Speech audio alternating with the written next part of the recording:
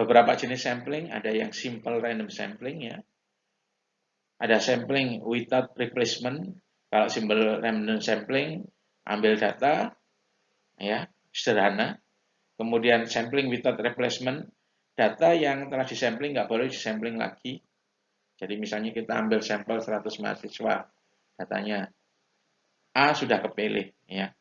Kemudian ketika penarikan data lagi sebagai sampel, A nggak boleh dipilih lagi. Itu namanya sampling without replacement. Ada juga sampling with replacement. Nah, A sudah disampling, kemudian ketika pemilihan acak lagi, A terpilih lagi. Nah, kalau sampling with replacement, nah itu boleh. Ya. Kemudian ada stratified sampling. Ya. Data dibagi menjadi beberapa bagian, kemudian dari tiap bagian itu diambil sampel secara proporsional. Contoh ya, misalnya di UNED 60% mahasiswa laki, jenis kelaminnya laki, 40% perempuan.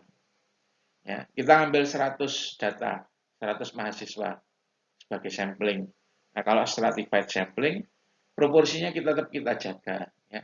Yang 60 itu laki, yang 40 perempuan.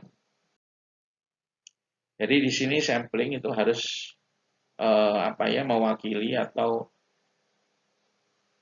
mewakili dari populasi, ya.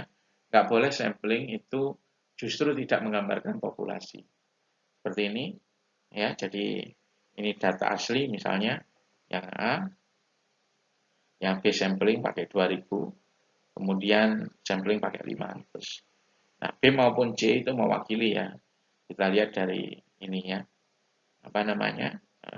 gambarnya.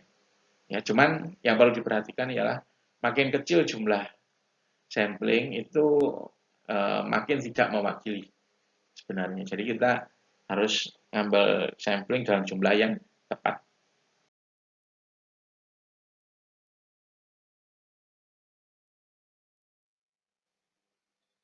Nah, kemudian course of dimensionality.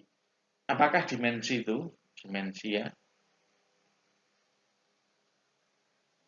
Dimensi dalam data analitik atau data mining itu yang namanya dimensi adalah banyaknya atribut di dataset ya.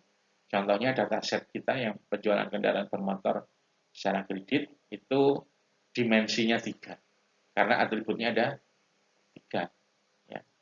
Nah, sekarang untuk analisa data, berapakah dataset dimensi atau banyaknya atribut yang harus kita gunakan? Mungkin ada yang menjawab, makin banyak makin bagus, Pak. Nah, ternyata terlalu banyak atribut itu ternyata nggak bagus ya. Karena apa? Makin sulit untuk mendapat atau mencari kesimpulan. Tetapi terlalu sedikit juga nggak bagus. Nah, karena itu ada tahap dimensionality reduction. Ya, jadi kalau misalnya kita sudah mengumpulkan data, atributnya banyak. Nah, ada beberapa atribut yang tidak kita gunakan ya, terutama yang tidak relevan. Ya, tidak relevan. Ya, contoh misalnya kita mau menganalisa penyakit COVID misalnya. Kita misalnya mengumpulkan data misalnya tentang tinggi badan. Ya, misalnya ada suhu, kemudian kapasitas paru-paru, penyakit kronis, terus ada atribut misalnya tinggi badan. Nah, tinggi badan kan mungkin tidak relevan kan ya dengan analisa penyakit COVID ini.